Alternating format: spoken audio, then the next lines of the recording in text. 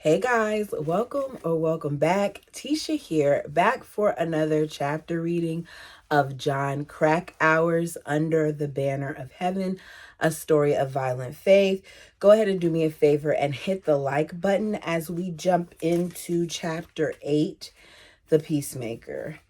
In an age in which economists take for granted that people equate well being with consumption, increasing numbers of people seem willing to trade certain freedoms and material comforts for a sense of immutable order and the rapture of faith. Eugene Linden, The Future in Plain Sight.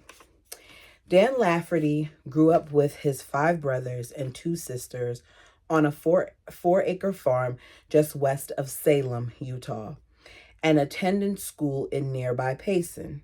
Their father, Watson Lafferty Sr., had served as a barber on an aircraft carrier in World War II. Following the war, he enrolled in chiropractic college on the GI Bill. Upon completion of his training, he opened a combination chiropractic practice, barbershop, beauty salon, in a spare room in his home. That's a lot going on. And settled down to raise his family to be exemplary Latter-day Saints.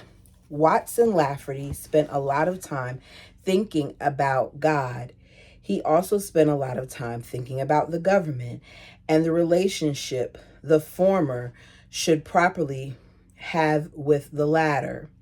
He was highly impressed with the ideas of Ezra Taft Benson, the prominent Mormon apostle, Red Bader, and John Birch Society supporter, who in 1961 announced that there was an insidious infiltration of communist agents and sympathizers into almost every segment of American life. Even in arch conservative, ultra Mormon, Utah County, the hard right word lean of Watson's political views, as well as his extreme piety, caused the Lafferty patriarch to stand out. Dan characterizes his dad as strong-willed, a very individual, and strict about a lot of things. In fact, Watson Lafferty was a formidable disciplinarian who did not hesitate to beat the living tar out of his children or his wife, Claudine, to enforce his rules. Now, we all may have differing opinions about what's appropriate when disciplining our children. To hear that not only did he physically discipline his kids, but he also physically disciplined his wife, lets you know that he was probably a really, really violent man. Commonly, the children were present to witness the punishment when Watson hit Claudine. What? So not only are you abusing her and demeaning her, but you're further punishing her by doing it in front of her kids. Watson hit Claudine, a reserved, submissive wife, whom Dan describes as a good woman and an excellent mother. The children were also present when Watson clubbed the family dog to death with a baseball bat. How did I know that this man was extremely violent just off of hearing what he did to his wife and children? It further shows that by the fact that he beat a dog to death with a baseball bat. You said, another trigger warning. Among Watson Lafferty's more strongly held beliefs was a deep distrust of conventional medicine. When Dan's oldest sister, Colleen, came down with acute appendicitis as a young girl, their father was adamant that she be treated at home with prayer and homeopathic remedies. I hate that this seems to be very common among the various polygamists that we've read about, that they feel like the answer is prayer. I'm sorry, I'm a woman of faith, and I understand that it's not always going to be about prayer, that I have to make moves and bring my child, if my child were injured, to the proper place so that he can be worked on. Like, if he needs stitches, prayer alone, in my opinion, isn't going to do it. Now, different people may feel different things. I'm not saying miracles can happen, but come on here now. Only after her appendix burst and death was imminent did he grudgingly take Colleen to the hospital. And he probably blamed that on them not having faith, because that's what they always do. When their stuff doesn't pan out and the miracle doesn't come, they blame the people for not doing enough, not praying enough, not believing enough, when really it's just that y'all were a bunch of crocs in the first place, or crooks in the first place. Watson ultimately died himself in 1983 after refusing medical treatment for advanced diabetes. Despite the fact that Watson was a violent bully, Dan loved his father intensely and admired him. To this day, Dan considers him a superb role model. Wow. What does that say about Dan? You just sat here and told us that he was abusive towards you and your siblings, and he beat up the dog, and he disciplined your mother in front of you all, and the other things that he did, but you're calling him a superb role model. Sad. I was blessed to be raised in a very special and happy family, Dan insists. We never wanted for anything. My parents truly loved and cared for each other. I'm going to leave that alone. Dan recalls that his dad often took his mom out dancing, and it wasn't unusual to hear my father ask my mother if he had told her lately that he loved her. Once, when Dan was attending the Provo Temple with his family, with everyone dressed in white temple garments and the women and the men sitting on opposite sides of the hall, he remembers his father leaning over to ask him if I had ever seen anyone as beautiful as my mother, as she sat with the other women across the room. In the celestial glow of the temple's sacred chambers, Dan remembers vividly his mother looked angelic and radiant. According to Dan, his parents placed their family at the very center of their life, along with the LDS Church. The Laffertys belonged to a congregation in the nearby community of Spring Lake, says Dan, and worshiped at the Perfect Picture Postcard Church by a lake with just a few houses around. It was in that lake where I learned to swim and fish, and in the winter we had ice skating parties with family and friends. Young Dan was a model Latter-day Saint, virtuous and compliant, zooming down the highway to heaven, as he puts it. I was 110%er. I sang in the choir. I always paid my tithing. In fact, I always paid a little extra just to make sure I made it into the highest kingdom of glory. See, that's part of the problem right there. I should not have to pay you a whole bunch of money in order to make it into glory. That's my opinion. And it very much so seems like the tithe is a big thing when it comes to a lot of what they do. Although Dan's father adhered rigidly to Mormon doctrine, he could not be called a fundamentalist. I don't think the word polygamy was ever mentioned while I was growing up, says Dan. It never even crossed my mind. The first time I ever had a conversation with anyone about polygamy, it was about a group of missionaries in France who were excommunicated after they studied Section 132 together and decided polygamy was a principle that should be practiced. I can still remember thinking to myself, how could anyone sacrifice their membership in the church over that old discontinued principle? After high school, Dan went on to a 2-year mission to Scotland where he met Matilda Loomis, a divorced mother of 2 young girls who made a powerful impression on him. 6 years after returning from his mission, Dan bumped into Matilda by chance at a missionary reunion.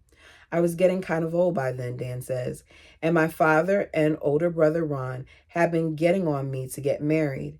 I had met a lot of lovely girls previously, but whenever I prayed about whether I should marry them, I realized none of them was the right one. So then I ran into Matilda at this reunion, and I thought, well, I should probably pray about marrying her too, before she goes back to Scotland, just in case that's what God has in mind for me. And this time I was quite surprised to get a positive answer to my prayers. So I told Matilda that we should get married. I thought it was going to be really awkward trying to explain that God intended her to be my wife, and I was worried how she would react. So I was kind of thrown off when she answered, "Yeah, I know." I said, "What do you mean, I know?"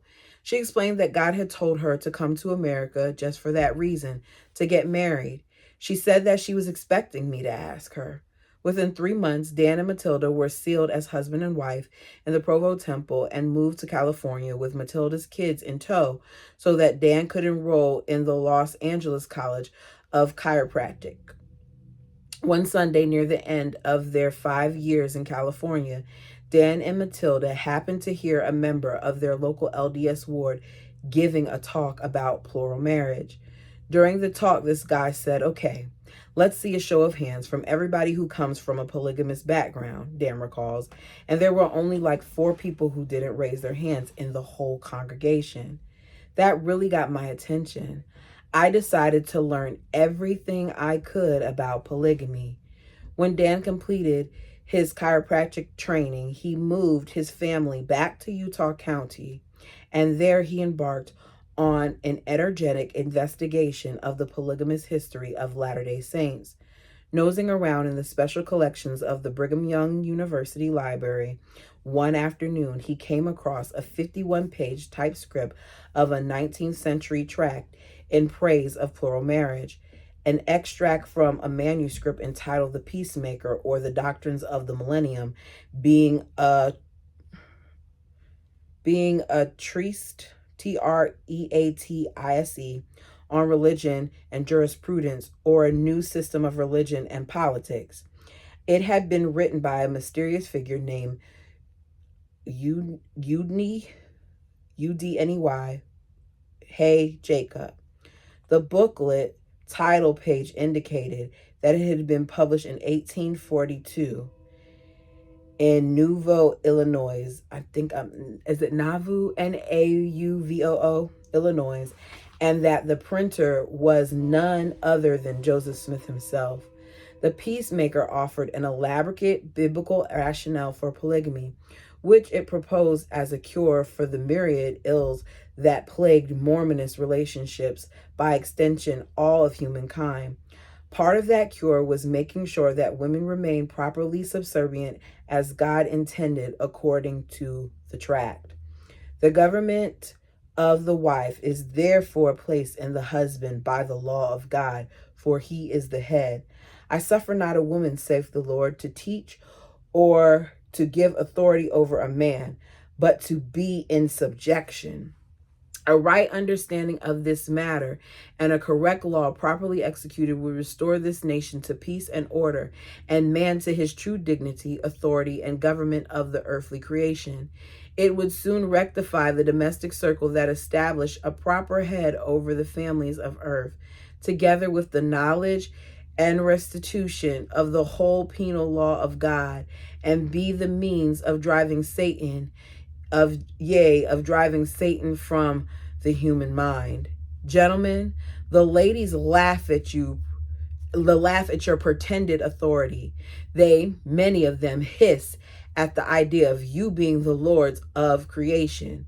Nothing is further from the minds of our wives in general than the idea of submitting to their husbands in all things and of reverencing their husbands. They will boldly ridicule the idea of calling them sincerely in their hearts lords and masters, but God has positively required this of them. Here, the wife is pronounced the husband's property, as much so as his manservant, his maidservant, his ox, or his horse.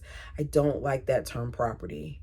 I don't like a lot of what's being said, but that property thing is something completely different, because nobody, in my opinion, can say I'm their property. No, I'm not. Ugh. Here the wife is pronounced the husband's property as much so as his manservant, his maidservant, his ox, or his horse. It is evident that by abandoning the sacred principle of plural marriage, an endless catalog of crime has been created that otherwise could have never existed, and that does exist at this moment in the States. Husbands forsake their wives and often brutally abuse them. Fathers forsake their children. Young maidens are seduced and abandoned by the deceiver. Wives are poisoned and put to death by their husbands. Husbands are murdered by their wives. Newborn babes are cruelly murdered to hide the false shame created by the false and wicked and tyrannical law against polygamy. While on the other hand, polygamy regulated by the law of God, as illustrated in this book, could not possibly produce one crime. That doesn't even sound believable whatsoever. Neither could it injure any human being. The stupidity of modern Christian nations upon this subject is horribly astonishing. The question is not now to be debated whether these things are so. Neither is it a question of much importance who wrote this book. But the question, the momentous question is, will you now restore the law of God on this important subject and keep it? Remember that the law of God is given by inspiration of the Holy Ghost. Speak not a word against it at your peril. Because Joseph Smith was listed on the title page as the printer of the Peacemaker, because the treatise precisely reflected many of his teachings, and because it concluded with the cryptic declaration that it was not a question of much importance who wrote this book, scholars and others, have long speculated that Joseph was the author. Determining who wrote The Peacemaker was important to Dan Lafferty. I really wanted to know if this was Joseph Smith's writing, he says. So I studied and prayed, and after a period of time, the Lord gave me enough knowledge to become quite satisfied that Joseph Smith wrote it. I don't know for sure that it's Joseph Smith, but I'll be surprised if it wasn't. If the Lord told you it was him, why are you saying you don't know for sure? I'm just saying. The fact that The Peacemaker was apparently the work of the prophet made Dan especially receptive to the ideas expounded in its pages. With all the zeal one would expect from 110%er, he wasted no time in applying the book's fundamentalist structures to his household, which had by then grown to include Matilda, her 2 daughters from a previous marriage, and 4 children she and Dan had conceived together. Under the new rules, Matilda was no longer allowed to drive. See what I'm saying? Y'all, listen to this crap. She couldn't drive, handle money, or talk to anyone outside the family when Dan wasn't present, and she had to wear a dress at all times.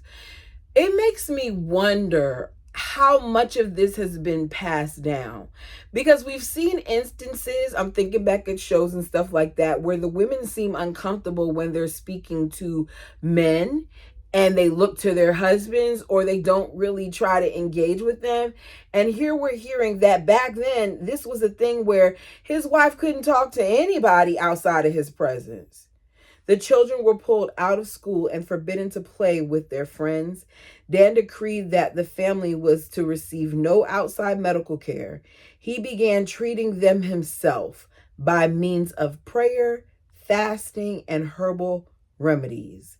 In July 1983, when their 5th child was born, a son, Dan delivered the baby at home and circumcised the boy himself.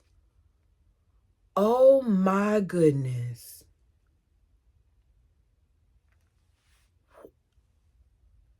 There's no way, as a mom, that I would let that man touch the foreskin of my baby's penis with intentions of circumcising him. Oh, goodness gracious. They began raising much of their own food, scavenging the rest from the dumpster behind grocery stores where stale, unsold bread and overripe produce were regularly discarded. Dan turned off the gas and electricity. No publications of any kind were allowed in the home except LDS books and magazines. Dan even got rid of all their watches and clocks, believing they should keep time by the Spirit. When Matilda disobeyed Dan, he spanked her. When his wife didn't do the things that he desired her to do, he spanked her, a grown behind woman. Like, get that image in your head. And we're going to say that this is the way. Spank was the verb Dan used. According to Matilda, the blows he delivered felt more like thumps. And when he thumped her, he often did it in front of Dan's mother, his brothers, and all their children. He humiliated her. What I just described is multiple forms of abuse. And he did this in front of all these people, and nobody did anything or said anything about it. They just watched. Afterward, he warned Matilda that if she continued to disobey, she would be forced out of the marriage without her children, who, according to the principles in the Peacemaker, were the father's property. So I gave birth to these kids and I pushed them out. And if you want to kick me out at any time, you can do that and I have no say. This is what this cult does. Dan also announced that he intended to engage in a spiritual wifery at the earliest opportunity. And the first woman he proposed taking as a plural wife was Matilda's oldest daughter, his own stepdaughter. I had come to a place there was no choices, Matilda later testified in court. I could either go and leave my kids or stay and accept it. She elected to stay. Matilda said that the first years of their marriage had been extremely happy and hopeful, and then it just disintegrated. I would dream of him dying so I could get out.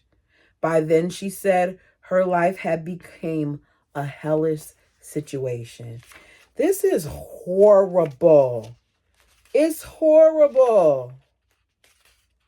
Oh my goodness. Okay. Part 2. It's part 2, but what chapter is it? Ooh. Hold on one second. It means part 2. The earnestness of bureaucrats who today direct the Mormon church growth across the world are the spiritual descendants of those deeply disciplined Mormon pioneers. The Mormon church then and now is founded upon complete obedience to hierarchical church authority and to the surety of revelation from above. The doctrine of obedience sounds inimical, inimical, to American individualism and alien to Protestantism generally, and it is. Yet the American frontier, where Mormonism grew up, has always been riven by contradictory attitudes towards individualism. It could be deadly in a place where cooperation and indeed absolute obedience of the kind Mormons then and now understand might offer the only means to survival. Survival was often collective or not at all, a lesson not lost on Mormons of later generations.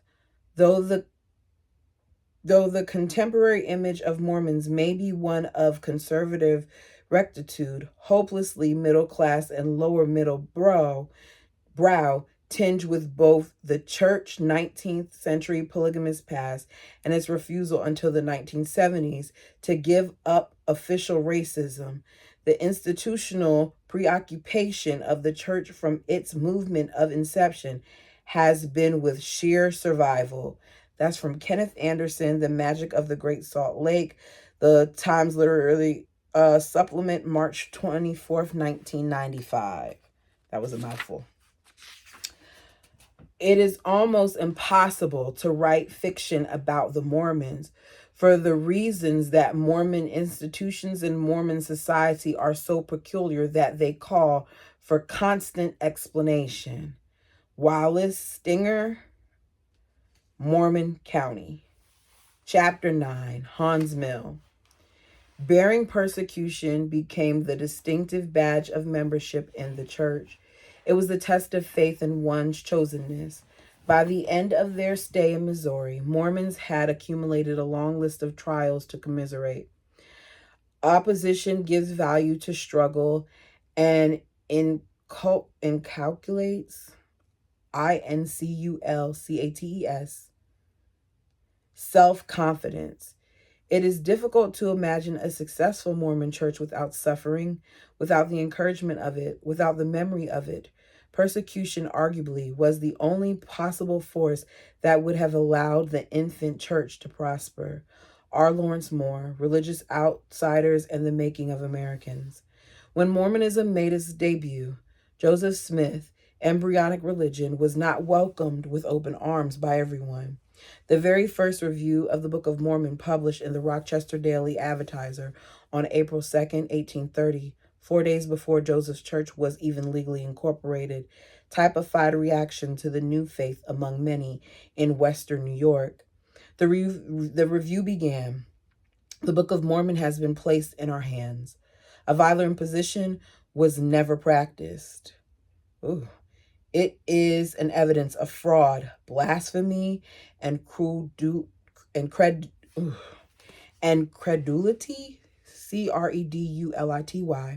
shocking both to Christians and moralists. Joseph's widespread reputation as a charlatan, along with a rash of malicious rumors about his gold Bible, had fueled animosity throughout the Palmyra region.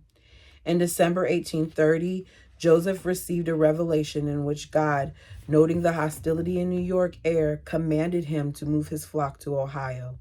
So the Latter-day Saints packed up and resettled just east of the present-day Cleveland in a town called Kirtland.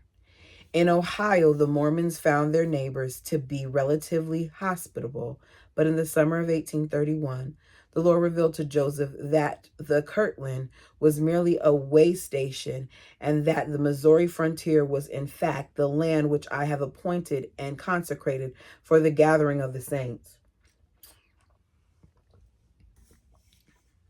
God explained that northwestern Missouri was among the earth's holiest places. The Garden of Eden has not been located in the Middle East, as many believe, but rather in Jackson County, Missouri. Near what, by the 19th century, had become the City of Independence. And it was here, too, that Christ would make his triumphant return before the century was out. Heeding the Lord's words, Joseph instructed his followers to assemble in Jackson County and start building a new Jerusalem there. Saints began pouring into the northwestern Missouri and continued arriving in even greater numbers through 1838. The people who already lived in Jackson County were not happy about the momental influx.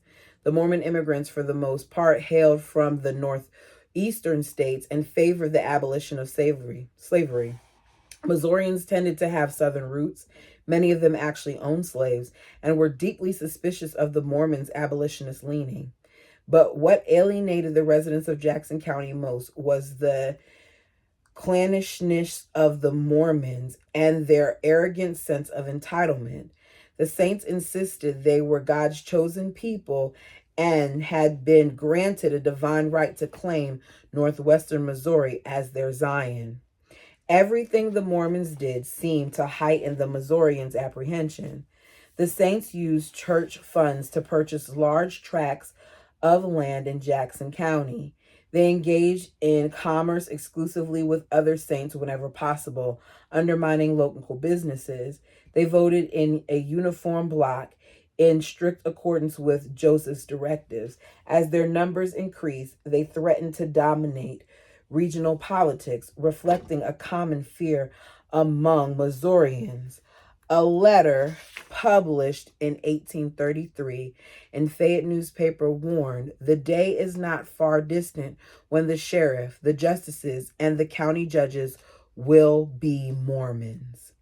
Mormons were eager to embrace any Gentiles who cared to convert, but the saints had little interest in associating with Missourians who remained too ignorant or obstinate to grasp God's plan for mankind. Joseph preached something he called free agency. Everyone was free to choose whether to be on the side of the Lord or the side of wickedness. It was an entirely personal decision, but woe to those who decided wrong. If you knowingly chose to shun the God of Joseph and the saints, you were utterly undeserving of sympathy or mercy. This polarizing mindset, if you're not with us, you're against us, was underscored by a revelation Joseph received in 1831, in which God commanded the saints to assemble yourselves together to rejoice upon the land of Missouri, which is the land of your inheritance, which is now the land of your enemies.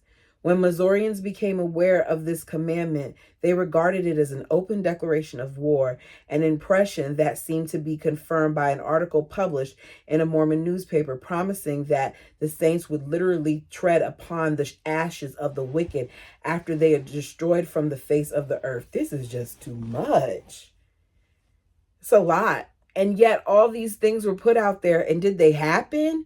Because y'all are still blindly following. But then again, some people may say I'm blindly following. I'm just saying.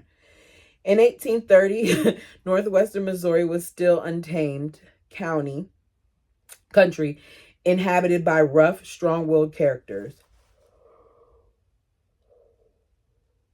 Jackson County residents initially responded to the perceived Mormon threat by holding town meetings, passing anti-Mormon resolutions, and demanding that civil authorities take some kind of action. When such gestures failed to stem the tide of saints, however, the citizens of Independence took matters into their own hands. In July 1833, an armed mob of 500 Missourians tarred and feathered 2 Latter-day Saints and destroyed a printing office because an LDS newspaper had published an article deemed overly sympathetic to the anti-slavery viewpoint. 3 days later, the same mob rounded up 9 Mormon leaders and, under the threat of death, forced them to sign an oath promising to leave Jackson County within a year. It's just too much hate and evilness going on, and it's sad that it got to this point. That autumn, thugs razed 10 homes. Yes, it's razed 10 homes. Killed 1 saint and stoned numerous others. Then, one cold November night, vigilantes systematically terrorized every Mormon settlement in the region. After savagely beating the men, they drove 1,200 saints from their homes, forcing them to run for their lives in the frigid darkness. Most of them fled north across the Missouri River, never to return to Jackson County. Joseph deplored violence, and for the better part of 5 years, he forbade the Mormons to retaliate, even though the attacks against them continued. But by the summer and fall of 1838, the tension between Gentiles and the 10,000 saints who were by then in Missouri reached critical mass. In 1836, the Missouri legislature, hoping to relocate the saints in an out-of-the-way place that would forestall bloodshed, had designated sparsely populated Caldwell County as a zone of Mormon settlement, prompting most of the states in Missouri to move there from adjacent, less welcoming counties. By 1838, the Mormons had purchased some 250,000 acres in Caldwell County from the federal government and built a thriving town they christened Far West. At first, the exodus to Caldwell County seemed to diffuse the tension between Mormons and Gentiles, but in the summer of 1838, trouble erupted in the neighboring Daviess County, where Mormons had spilled over the county line and begun establishing large new settlements.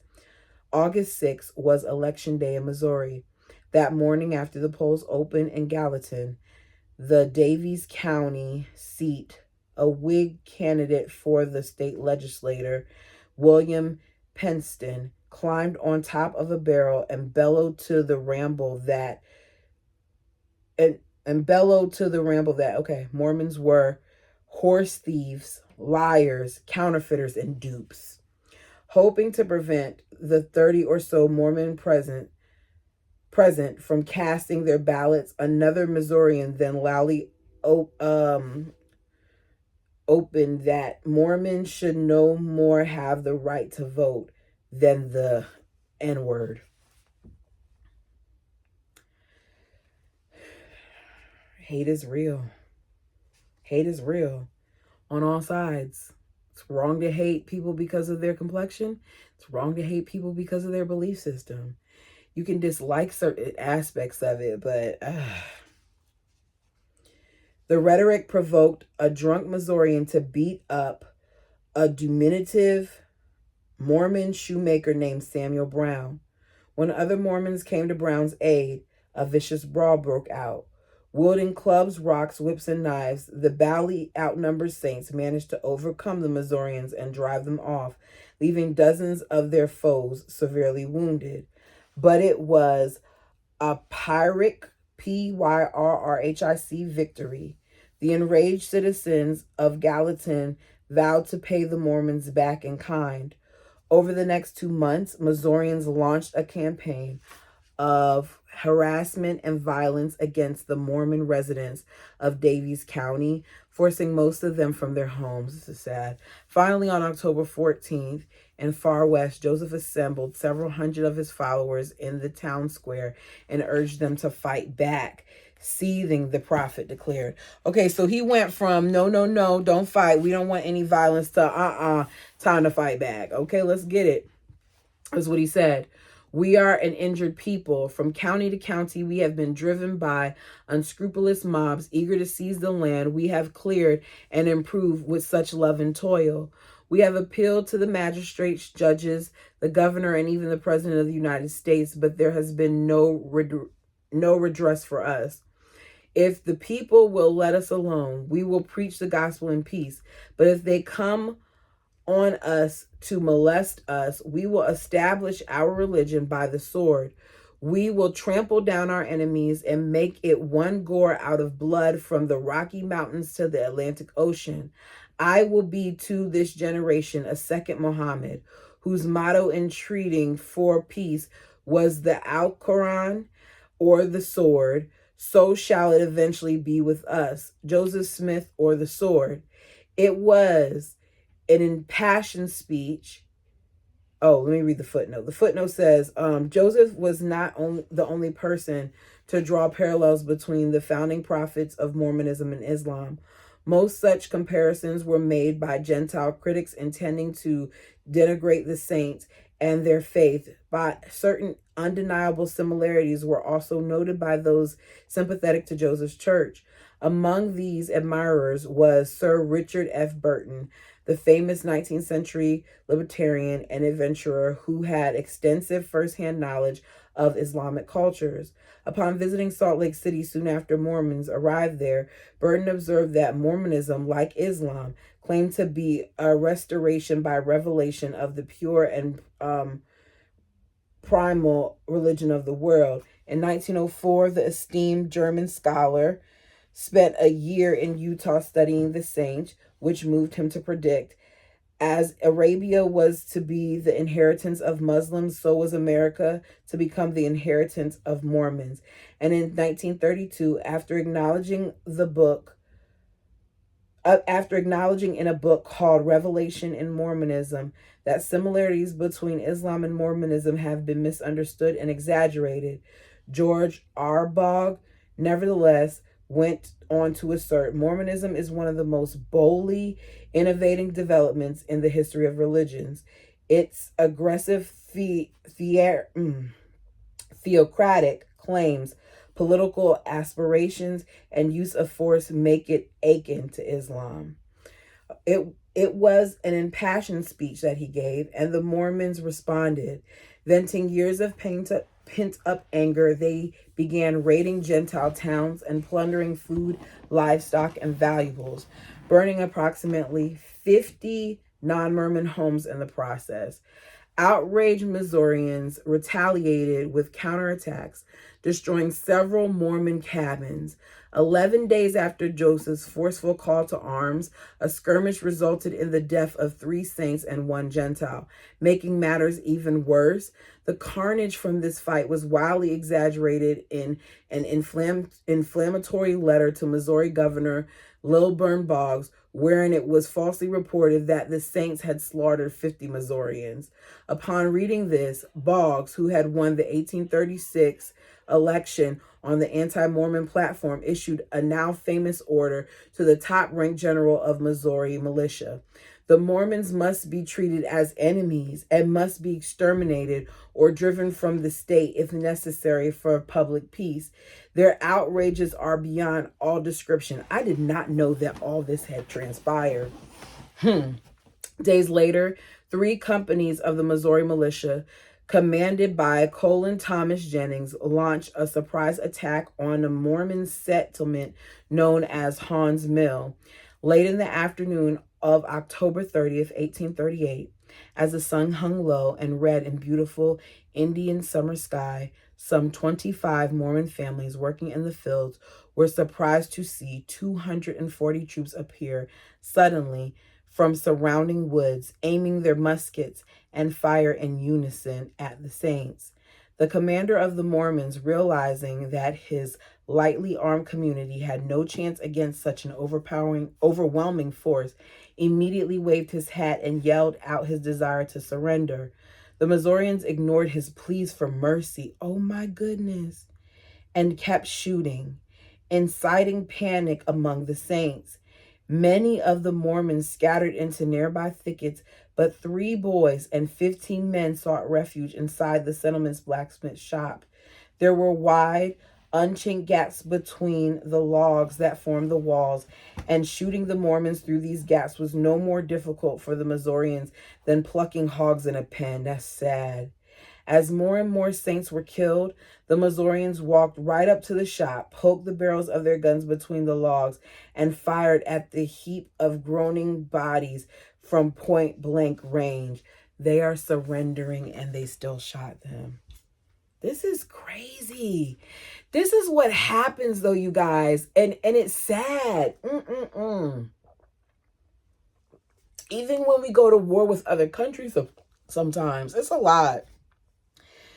When the Missourians detected no further movement inside, they entered and found a 10-year-old boy, Sardius, Sardius Smith, cowering under the bellows. The youth begged for his life, but a Missourian named William Reynolds put a gun to the boy's head. Sardius' younger brother, who was shot through the hip but survived by feigning death beneath the corpse, later reported that one of the Gentiles begged Reynolds not to shoot him on account of his youth, at which point Reynolds responded by explaining that Mormon children needed to be exterminated because nits will make lice. Wow. Am I saying that right? N-I-T-S, nits, or is it gnats? Will make lice. And then he dispassionately blasted the top of the boy's skull off. Yeah, definitely going to have trigger warnings. All told, 18 Saints were slaughtered in and around the blacksmith shop. The event became known as the Haun's Mill Massacre and was stamped into the Latter-day Saints' collective memory.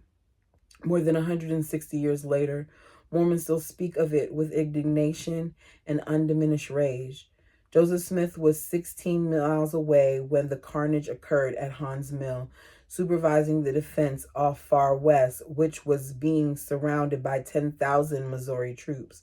He learned of the calamity the night after it happened and sank into a Black Depression. Over the months since, the discord had escalated into increasingly bloody clashes.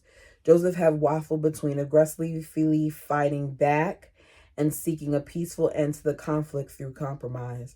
After the massacre at Haun's Mill, the prophet seemed to suddenly recognize that if he engaged in a full-blown war with Gentiles, he and his followers would be annihilated. Immediately upon having this epiphany, Joseph dispatched 5 Mormons to meet with the Gentiles and beg like a dog for peace.